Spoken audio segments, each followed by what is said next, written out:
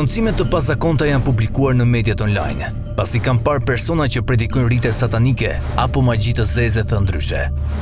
Shpeshherë zilia dhe dashakeqësia i çon disa njerëz në rrugë të errta, ashtu siç edhe e kemi parë ku një zoj nga fieri vendoste në derën e shtëpisë së komshiut sende të ndryshme ugurzeza, ndryshe njihen si rite satanike.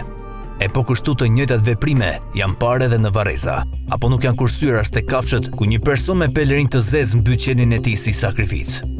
Përfaqësuesit fetar në Tiranë theksojnë se qytetarët bien prej këtyre sekteve, pasi ata joshin me dëshirat që ata kanë, duke përfituar nga varfëria, pasiguria dhe padituria. Në gjitha këto raste, po t'i mbledhim bashk,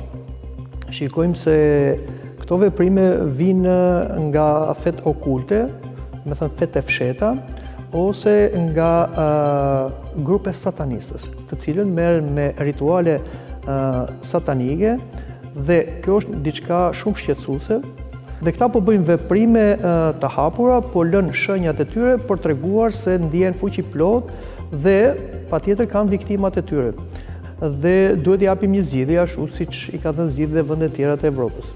Ne jetojmë në një kohë që njerëzit kanë dëshirë të provojnë me atë që është e mistershme, atë që është